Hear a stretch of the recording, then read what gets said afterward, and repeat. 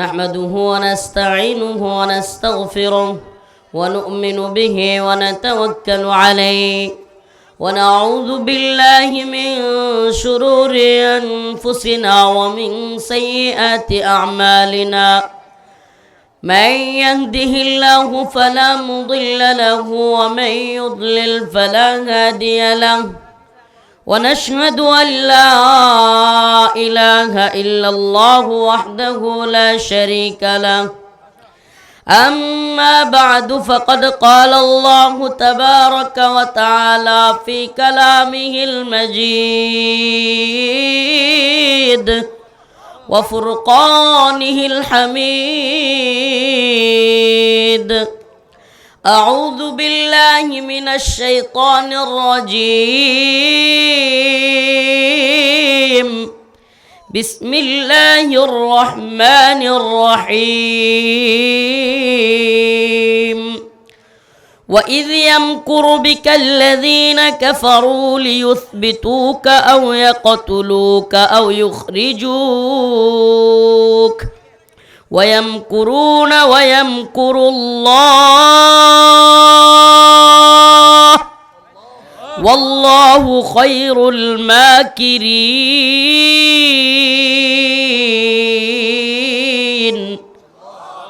صدق الله مولانا العظيم وصدق رسوله النبي الكريم ونحن على ذلك من الشاهدين والشاكرين والحمد لله رب العالمين সকলে একটু দরুদ শরীফ পড়ি আল্লাহুম্মা সাল্লি আলা মুহাম্মাদিন ওয়া আলা আলি মুহাম্মাদ কামা সাল্লাইতা আলা ইব্রাহিম ওয়া আলা আলি ইব্রাহিম ইন্নাকা হামিদুম মাজিদ اللهم بارك على محمد وعلى آل محمد كما باركت على إبراهيم وعلى آل إبراهيم إنك حميد مجيد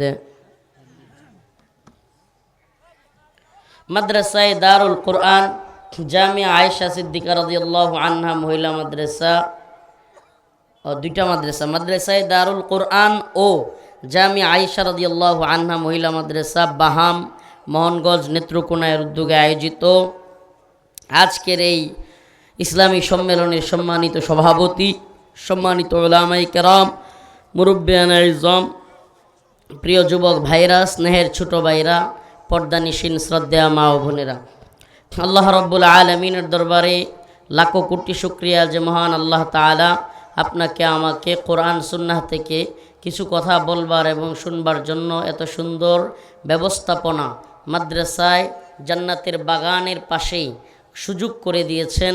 সেজন্য অন্তরস্থল থেকে কালিমাতুশ শুকুর আদায় করে স্বতঃস্ফূর্ত আওয়াজ করে বলি আলহামদুলিল্লাহ।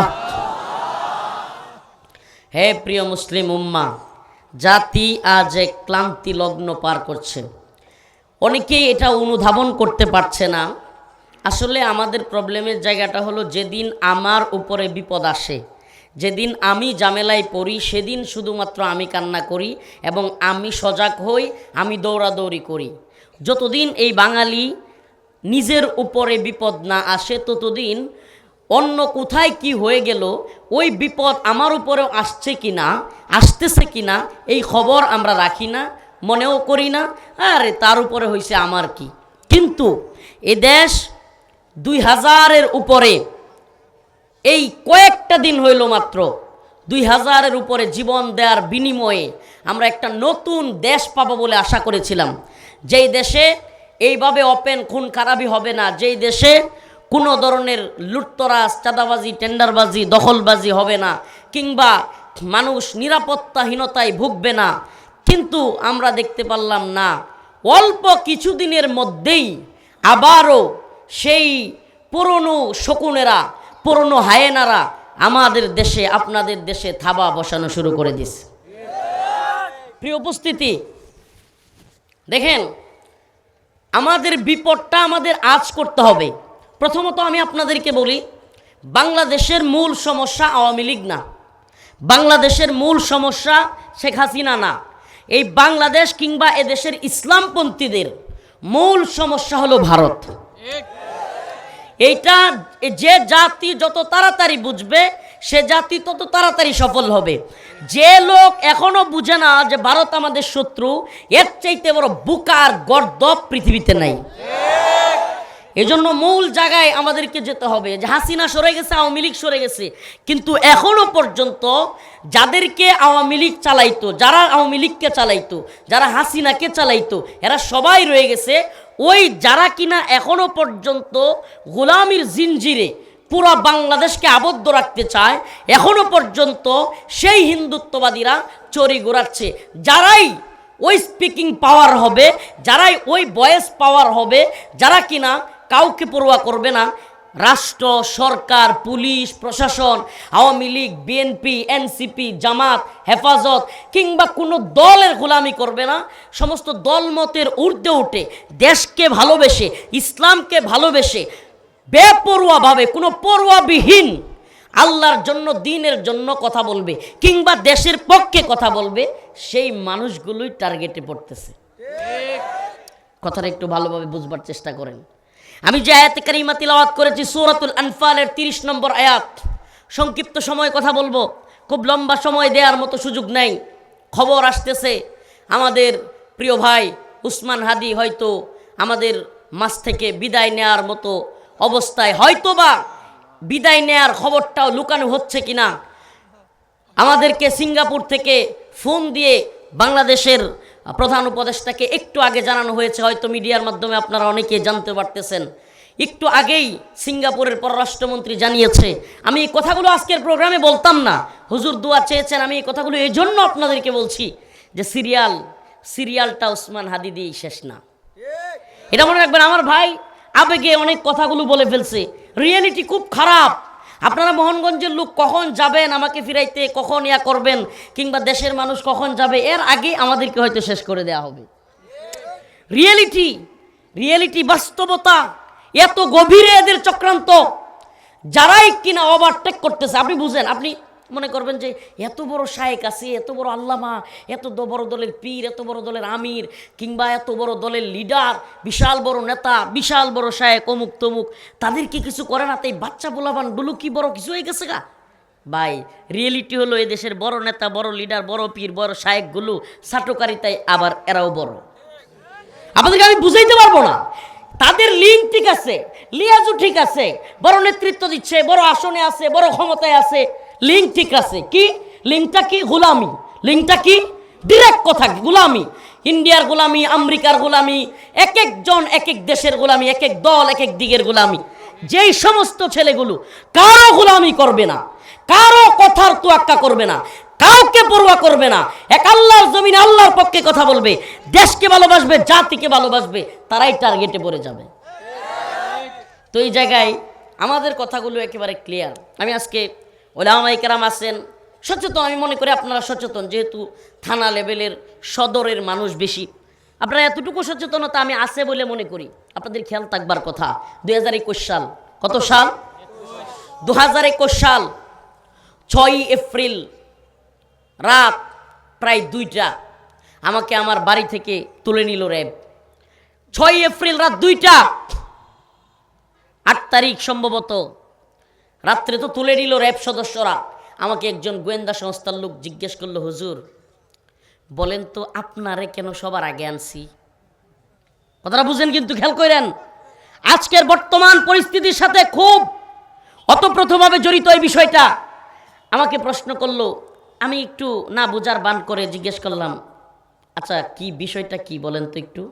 ডিরেক্ট বলল, আমি জানি আপনারা আমার কথা বিশ্বাস করবেন, কোর্ট করছি, কোর্ট। ডিরেক্ট বলল, হুজুর আপনাকে দইরা আমরা একটু টাচ করলাম, একটু অভিজ্ঞতা নিতে চাইলাম যে হুজুরদের প্রতিক্রিয়া কেমন হয়। আপনাকে টাচ করে দেখলাম যে আপনারে ধরলে প্রতিক্রিয়া কেমন হয়। আপনারে ধরার আগে আমরা বলে দিছি হুজুরদেরকে, বড় বড় হুজুরগুলোকে, যে এ বেশি বেড়ে গেছে, কারো কথা শুনে না, ও তো আপনাদের কথাও শুনে না, এই করে সেই করে, এগুলা বইলা আপনারে ধরছি, কিন্তু আমরা দেখব আপনারে টাচ কইরা। আমি জানি আমার কথা বিশ্বাস করতেছেন, তারপরে বলি আল্লাহকে সাক্ষী রেখে বলছি, আল্লাহকে সাক্ষী রেখে বলছি। ওই গোয়েন্দা সংস্থার লোক আমাকে একদিন পরেই বলল, হুজুর টাচ করে দেখতেছি, টাচ করে টেস্ট করে দেখছি প্রতিক্রিয়া কেমন হয়। একে একে আমি 6 তারিখ গ্রেফতার, 2 থেকে 3 দিন পরে আইজুল হক ইসলামাবাদী, ইলিয়াস হামিদি ভাই, এরপরে মাওলানা জুনায়েদ আল হাবিব, মুফতি সাহাওয়াত হোসেন রাজি, এরপরে মাওলানা মামুনুল হক, এরপর সবাই একে একে একে একে আমাকে ধরার পরে, আল্লাহ মাফ করো আজকে বলি আপনাদের সামনে, হেফাজতের একটা ছোটোখাটো মিটিং চলছে নুরুল ইসলাম জিহাদি সাহেব হুজুর তৎকালীন মহাসচিব সাহেবের মাদ্রাসায় ঢাকার খিলগাঁওয়ে। ওই মিটিংয়ের মধ্যে হেফাজতের একজন নাইবে আমির উনি বলে বসছে, বেশি বেড়ে গেছিল পোলাটা। কি কয়? পোলাটা কি হয়ে গেছিল? বেশি বেড়ে গেছিল। নাম বলতে চাচ্ছি না, সবাই চিনে ফেলবেন, ওই লোকটাকে খারাপ মনে করবেন, নাম বলার দরকার নেই। আল্লাহর কি কুদরত, ওই মিটিংয়ে আমার এক উস্তাদ ছিল, তারও নাম বলতে চাচ্ছি না, আমার এক উস্তাদ বড় এক মাদ্রাসার, উনি বললেন যে হুজুর আপনি এটা কী বললেন? ও যদি ভুলও করে আমাদের ছেলে, ও ভুল করলে আমরা শাসন করব, ওরা ডাইকাই না আমরা কথা বলবো, এই জন্য র্যাব ওরে ধরে নিয়ে আসবে বাড়ি থেকে তুলে নিয়ে, আর আপনি বলবেন যে ও বেশি বেড়ে গেছে। চিন্তা করেন, টাচ করছিল, ওই হুজুর বুঝে নাই, হুজুর বিরাট বড় বক্তা, আবার এক মাদ্রাসার এক মসজিদের বড় মসজিদের খতিব, আর পরিচয় দিলাম না। আল্লাহর কি কুদরত, 20-25 দিন পরে হুজুরের সাথে আমার দেখা। কই জানেন? একবারে ভিতরে, 20 থেকে 25 দিন পরে। তো যারা মনে করতেছেন, এরকম ভাবে মনে করতেছেন, আজকে দেখলাম প্রধান উপদেষ্টা ডক্টর মোহাম্মদ ইউনূস আমাদেরকে শান্ত থাকার কথা নসিহত দিচ্ছেন। একটু আগে ওনাকে যখন পররাষ্ট্রমন্ত্রী সিঙ্গাপুর থেকে ফোন দিছে যে হাদির অবস্থা সংকটাপন্ন, আসলে রিয়েলিটি হলো এরা জাজ করতে চাচ্ছে যে হাদি নাই। এই খবরটা শুনলে বাংলাদেশের পরিস্থিতি কেমন হবে এটা একটু জাজ করবার চিন্তা করতেছে। এই জন্য আমার মনে হচ্ছে সরাসরি নিউজটা দিচ্ছে না। যদি এমনটা হয়, যারা আমাদেরকে বুদ্ধি দিচ্ছেন যে আপনারা শান্ত থাকুন, আপনারা শক্ত থাকুন, মানসিকভাবে শক্ত হন, এমন একটা নিউজ আসতে পারে, তাদেরকে বলি সাবধান। হাদি ভাইয়ের যদি কিছু হয়, যদি হাদির কিছু হয়, কথা দিলাম আমার ভাই যদি চলে যায়, ইনশাআল্লাহ বাংলার প্রত্যেকটা ঘরে শান্ত থাকা হবে না, শক্ত থাকা হবে না, চলবে আগুন, ঘরে ঘরে আগুন জ্বালিয়ে দেওয়া হবে, আগুন জ্বালিয়ে দেওয়া হবে।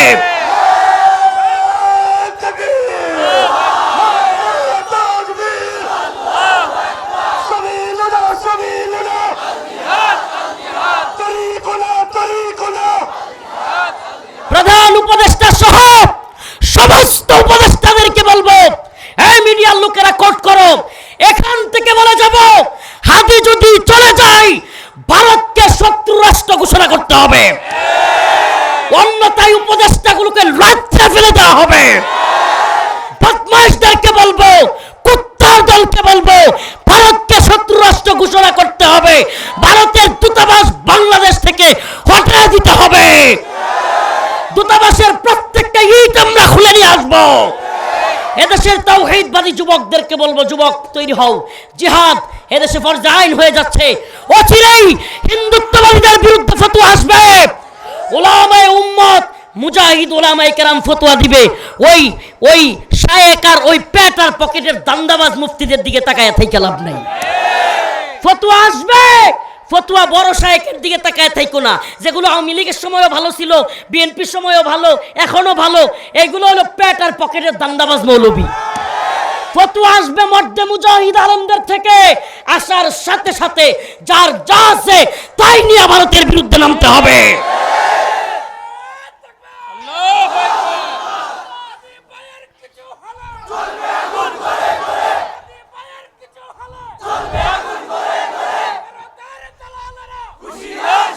আমরা সুস্পষ্ট বলতে চাই, আমাদের কথা একেবারে সুস্পষ্ট।